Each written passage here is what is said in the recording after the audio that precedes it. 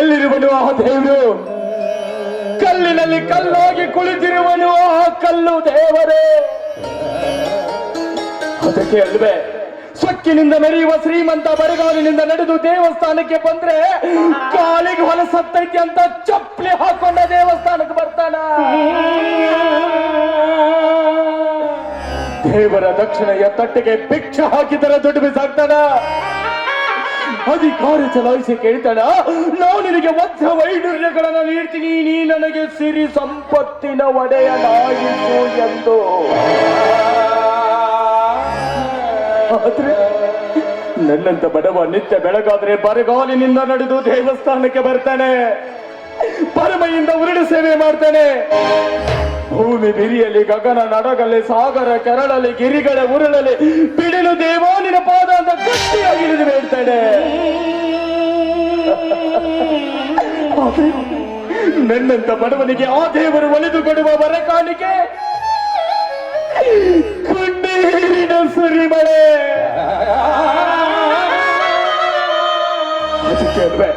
ಅದಕ್ಕೆ ಅಲ್ವೇ ತಾಯಿಯ ಗರ್ಭದಿ ಜೋರಿದ ಮರುಕ್ಷಣವೇ ಕಿತ್ತಿಕೊಂಡ ನನ್ನ ಹೆತ್ತ ತಾಯಿಯನ್ನು,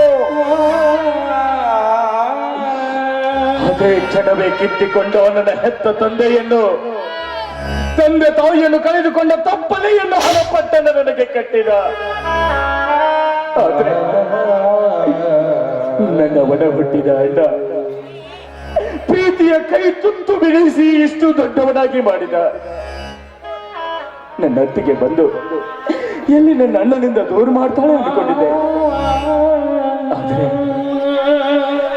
ನನ್ನ ಅತ್ತಿಗೆ ಕೇವಲ ನನ್ನ ಹೆಂಡತಿಯಾಗಿ ಬರಲಿಲ್ಲ, ನನಗೆ ಹೆತ್ತ ತಾಯಿಯಾಗಿ ಬಂದಳು ಆ ಮಾತೆ. ನನ್ನ ಅಣ್ಣ ಕನಸು ಕಾಣ್ತಾ ಇದ್ದಾರೆ, ನಾನೊಬ್ಬ ಲಾಯರ್ ಆಗ್ಬೇಕು, ನಾನೊಬ್ಬ ಆಫೀಸರ್ ಆಗ್ಬೇಕು ಅಂತ. ನನ್ನ ಅಣ್ಣನ ಕನಸನ್ನ ಈಡೇರಿಸುವ ಭಾರ ನಿನ್ನ ಮೇಲಿದೆಯಪ್ಪ ತಂದೆ.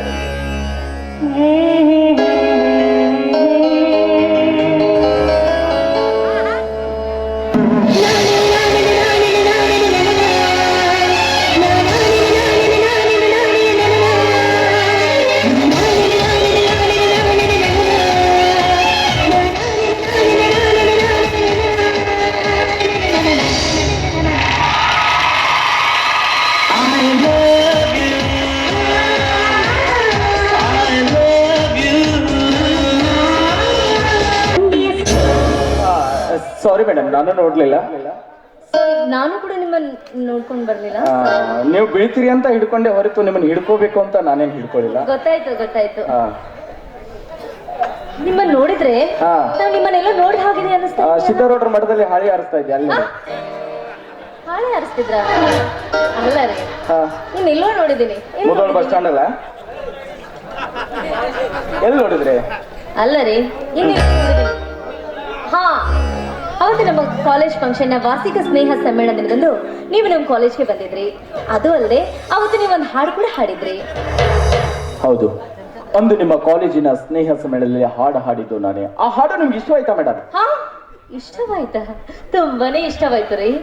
ಅಷ್ಟೇ ಅಲ್ಲ, ಆ ಹಾಡನ್ನ ಯಾವತ್ ನಾನು ಕೇಳಿದ್ನೋ ಆವತ್ತಿನಿಂದ ಇವತ್ತಿನವರೆಗೂ ನಿಮ್ಗೋಸ್ಕರವಾಗಿ ಒಂದ್ ಮಾತು ಹೇಳ್ಬೇಕು ಅಂತ ಕಾಯ್ತಾ ಇದ್ದೀನಿ, ಗೊತ್ತಾ? ಹೌದು, ಅವತ್ತಿನಿಂದ ಇವತ್ತಿನವರೆಗೂ ಒಂದೇ ಒಂದು ಮಾತು ಹೇಳೋಕೆ ಕಾಯ್ತಿದ್ದೀರಿ ಅಂದ್ರೆ ಆ ಮಾತು ಅಷ್ಟೊಂದು ದೊಡ್ಡದಾಗಿದೆಯಾ? ಇಲ್ಲ ರೀ, ಮಾತೇನೋ ಅಷ್ಟೊಂದು ದೊಡ್ಡದಾಗಿಲ್ಲ. ನೀವ್ ಒಪ್ಕೊಂಡ್ರೆ ಇಷ್ಟು ಚಿಕ್ಕದಿದೆ. ಆದ್ರೆ ನೀವು ಒಪ್ಕೊಳ್ತಿರೋ ಇಲ್ವೋ ಅಂತ ಭಯ. ಅಲ್ಲ ರೀ, ನಿಮ್ಮಂತ ಶ್ರೀಮಂತ ಹುಡುಗಿಯರು ಹೇಳೋ ಮಾತನ್ನ ನಾವು ಒಪ್ಕೊಳ್ತಿದ್ರೆ ಈ ಬಡ ಜೀವ ಭೂಮಿ ಮೇಲೆ ಬದುಕತ್ತ? ಹೇಳೋದಕ್ಕಿಂತ ಮುಂಚೆ ನೀವು ಯಾರು ಅಂತ ಹೇಳಿದ್ರೆ ಚೆನ್ನಾಗಿರುತ್ತೆ. ನಾನು ಯಾರಂತ ಗೊತ್ತಿಲ್ವಾ ನಿಮ್ಗೆ? ಇಲ್ಲ. ನಾನು ಈ ಊರಿನ ಅಗರ್ಭ ಶ್ರೀಮಂತ ಶ್ರೀಕಾಂತ್ ಗೌಡನ ತಂಗಿ ಶಿಲ್ಪಾ ಅಂತ. Wow, so sweet. ಏನು ನಿಮ್ಮ ಹೆಸರು? Thank you. ಅಂದಹಾಗೆ ತಾವು ಯಾರಂತ ಸ್ವಲ್ಪ ಪರಿಚಯ ಮಾಡ್ಕೊಡ್ತೀರಾ? ಇಡೀ ಊರಲ್ಲಿ ಧರ್ಮರಾಜ್ ಅಂತ ಒಬ್ಬ ಬಡ ರೈತ ಇದ್ದಾನೆ. ಅವನ ಏಕೈಕ ಸೋದರ ಕರ್ಮರಾಜ್ ಅಂತ ನನ್ನ ಹೆಸರು. ಏನದು ತಮ್ಮ ಹೆಸರು? ಹಾ, ಅದೇನೋ ಅಂದಿದ್ರಲ್ಲ ಈಗ ದೊಡ್ಡ ಮಾತು ಅಂತ. ಹೇಳಿ. ಅದು ಅಯ್ಯೋ ನುಲ್ಲಿ ಬಿಡಿ, ಹೇಳ್ರಿ. ಅದು ಹೇಗೆ ಹೇಳೋದು ಅಂತ ಬಾಯಿಂದ ಹೇಳಿ. ಹೌದಾ? ಅದು ಏನಿಲ್ಲ ರೀ. ಅದೇನು ಏನಿಲ್ಲ ಅಂದ್ರೆ ಅಷ್ಟೊಂದು ಯಾಕೆ ಒದ್ದಾಡಕತ್ತೀರಿ? ಹಾಗಲ್ಲ ರೀ, ಅದು ಅದು ನಾನು ನೀವು ಯಾವತ್ತು ನೀವು ನಮ್ಮ ಕಾಲೇಜ್ಗೆ ಬಂದು ನಮ್ಮ ಫಂಕ್ಷನ್ದಲ್ಲಿ ನೀವು ಹಾಡು ಹಾಡಿದ್ರು, ಆ ಹಾಡನ್ನ ಯಾವತ್ತು ನಾನು ಕೇಳಿದ್ನೋ ಆವತ್ತೇ ಹಾಡು ಇಷ್ಟ ಆಯ್ತು. ಆ ಹಾಡಿನ ಜೊತೆಗೆ ನೀವು ಕೂಡ ನನಗೆ ತುಂಬಾ ಇಷ್ಟ ಆಗಿದ್ದೀರ ರೀ. ತಮಾಷೆ ಮಾಡ್ತಾ ಇದ್ದೀರಾ? ಈ ಬಡವನ ನೋಡಿ ಅಪಹಾಸ್ಯ ಮಾಡ್ತಾ ಇದ್ದೀರಾ? ನಾನೇ ತಮಾಷೆ ಮಾಡ್ಲಿ? ಇಷ್ಟಕ್ಕೂ ನಿಮ್ಮನ್ನ ಕಂಡು ನಾನು ಅಪಹಾಸ್ಯ ಮಾಡ್ತಾ ಇದ್ದೀನಿ. ನನ್ನ ಮನಸ್ಸಿನಲ್ಲಿ ನಿಮ್ಮ ಬಗ್ಗೆ ಮೂಡಿರುವ ಪ್ರೀತಿ ಭಾವನೆನ ನಿಮ್ಮ ಮುಂದೆ ವ್ಯಕ್ತಪಡಿಸ್ತಾ ಇದ್ದೀನಿ. ಯಾವುದ್ರಿ ನಿಮ್ ಪ್ರೀತಿ? ನಮ್ಮಂತ ಬಡ ಹುಡುಗರನ್ನ ನೋಡಿದ ತಕ್ಷಣ ಪ್ರಪೋಸ್ ಮಾಡೋದು, ಮನಸ್ಸಿನಲ್ಲಿ ಆಸೆ ಹುಟ್ಟಿಸೋದು, ಕೊನೆಗೆ ನಮಗಿಂತ ಶ್ರೀಮಂತ ಹುಡುಗ ಸಿಕ್ಕ ಮೇಲೆ ಅವನ ಜೊತೆ ಮದುವೆಯಾಗಿ ನಮಗೆ ಬಾಳೋದು, ಇದೆ ಅಲ್ವಾ ನಿಮ್ ಪ್ರೀತಿ? ಕೊನೆಗೆ ನಿಮ್ಮ ಪ್ರೀತಿಯ ಗುಂಗಲ್ಲಿ ನಿಮ್ಮನ್ನ ಬಿಟ್ಟು ಬದುಕಕ್ಕೂ ಆಗದೆ ಸಾಯೋದಕ್ಕೂ ಆಗದೆ ಕೈಯಲ್ಲಿ ಸಾರಾಯಿ ಬಾಟ್ಲಿ ಹಿಡಿದು ದೇವದಾಸ್ಗಳಾಗ್ತೀವಿ.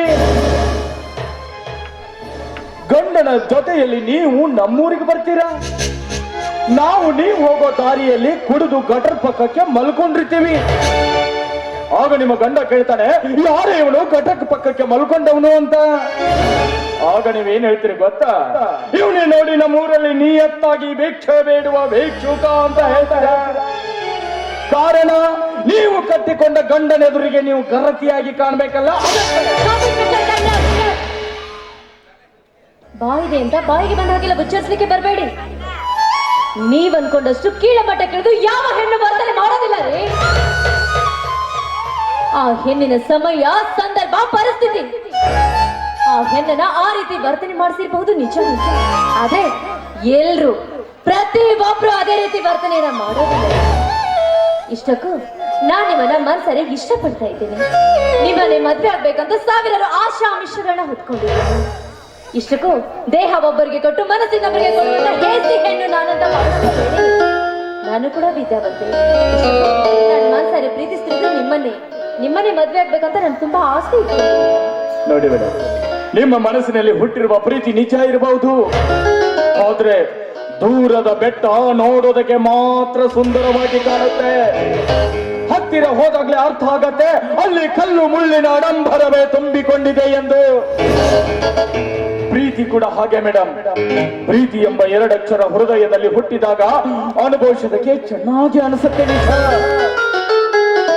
ಆದ್ರೆ ಹೋಗ್ತಾ ಹೋಗ್ತಾ ಹೋಗ್ತಾನೆ ಅರ್ಥ ಆಗತ್ತೆ ಅಲ್ಲಿ ಕಣ್ಣೀರಿನ ಕಡಲೆ ತುಂಬಿದೆ ಎಂದು. ನೋಡಿ, ಆ ಕಣ್ಣೀರಿನ ಕಡಲಲ್ಲಿ ಬಿದ್ದು ಒತ್ತಾಡೋದಕ್ಕೆ ನನಗೆ ಅಸಹ್ಯ ಅನ್ಸುತ್ತೆ.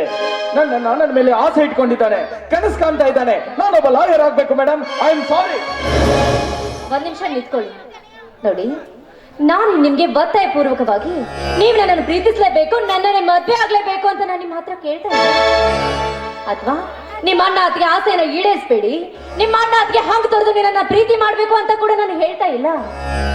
ನಿಮ್ಮ ಅಣ್ಣ ಅತ್ತಿಗೆ ನಿಮ್ಮ ಮೇಲೆ ಸಾವಿರಾರು ಆಸೆಗಳನ್ನ ಹೇಗಿಟ್ಕೊಂಡಿದ್ದಾರೋ ಅವ್ರ ಆಸೆಗಳನ್ನ ಈಡೇರಿಸಿದ ಮೇಲೆ, ನೀವು ಕಟ್ಕೊಂಡಿರುವ ಕನಸು ನನ್ಸಾದ್ಮೇಲೆ ನೀವು ಅವಾಗ್ಲೇ ನನ್ನನ್ನ ಮದ್ವೆ ಆಗ್ಲಿ. ಆದ್ರೆ ನಾನು ನಿನ್ನನ್ನೇ ಪ್ರೀತಿಸ್ತೀನಿ ಅಂತ ಬಂದೇ ಒಂದ್ ಮಾತು ಹೇಳಿ ಸಾಕು. ಈ ನಿಮ್ಮ ಪ್ರೀತಿಗೋಸ್ಕರವಾಗಿ ನೀವು ನನ್ನನ್ನ ಮದ್ವೆ ಆಗೋವರೆಗೂ ನಾನು ನಿಮ್ಗೋಸ್ಕರ, ಈ ನಿಮ್ ಪ್ರೀತಿಗೋಸ್ಕರವಾಗಿ ಕಾಯ್ತಾ ಇರ್ತೀನಿ. ಸಾಧ್ಯವಿಲ್ಲ ಮೇಡಮ್. ನೀವು ಪ್ರೀತಿ ಎಂಬ ಎರಡಕ್ಷರದಲ್ಲಿ ಬಿದ್ದು ಒತ್ತಾಡ್ತಾ ಇದ್ದೀರಾ. ಕಣ್ ತೆಗೆದು ನೋಡಿ, ಪ್ರೀತಿನೇ ಮುಖ್ಯ ಅಲ್ಲ, ಪ್ರೀತಿನೇ ಜೀವನ ಅಲ್ಲ. ಜೀವನದಲ್ಲಿ ಪ್ರೀತಿ ಇರಬೇಕೇ ವಿನಃ ಪ್ರೀತಿನೇ ಜೀವನ ಆಗ್ಬಾರ್ದು ಮೇಡಮ್. ನೋಡಿ, ಈ ನಾಲಾಯಕನ ಪ್ರೀತಿಸಿದ್ದು ನನ್ನ ತಪ್ಪಾಯ್ತು ಅನ್ಕೊಳ್ಳಿ, ಇಂಥ ಅಯೋಗ್ಯನನ್ನ ಪ್ರೀತಿ ಮಾಡಿದ್ದೆ ನನ್ನ ತಪ್ಪು ಅನ್ಕೊಳ್ಳಿ. I am sorry. ನಾನಿನ್ ಬರ್ತೀನಿ ಮೇಡಮ್.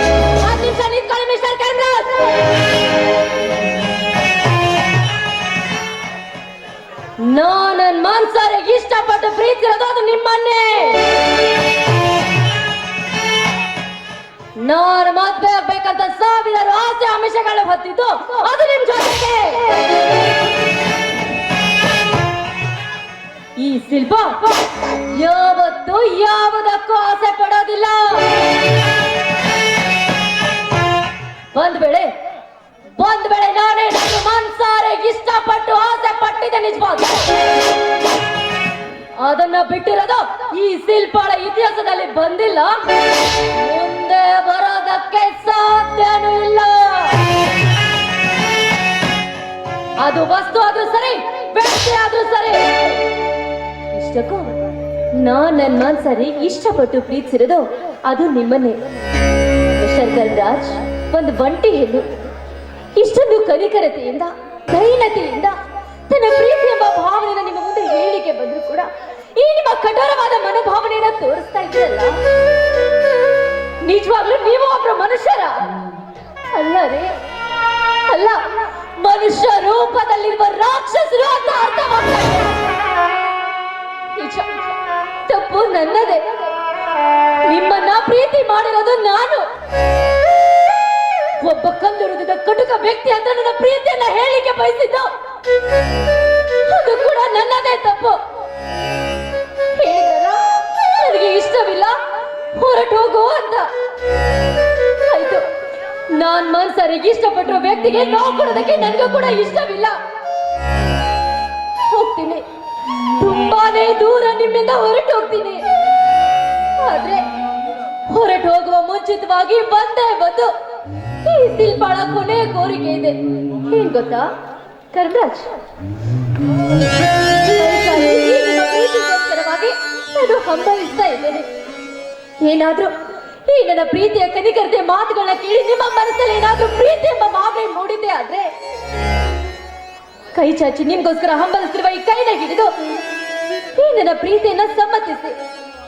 ಮುಂದೆ ಹೋದ್ರೆ ಪರವಾಗಿಲ್ಲ, ನನಗೇನು ಬೇಜಾರಿಲ್ಲ. ಬೇಡ ಅಂತ ಸುಮ್ಮನೆ ಇರಿ, ಹೊರಟೋಗ್ತೀನಿ. ಆದ್ರೆ ಒಬ್ಬ ಕಟುಕ ಹೃದಯದ ವ್ಯಕ್ತಿಯನ್ನ ಪ್ರೀತಿ ಮಾಡಿದೆ, ಕಲ್ಲು ಹೃದಯದ ವ್ಯಕ್ತಿ ಜೊತೆ ನನ್ನ ಪ್ರೀತಿ ಎಂಬ 2 ಅಕ್ಷರ ಹೇಳ್ಕೊಳ್ಳಿಕ್ಕೆ ಪ್ರಯತ್ನ ಪಟ್ಟೆ. ಇದು ಸರಿಯಲ್ಲ ಅಂತ ಹೊರಟೋಗ್ತೀನಿ.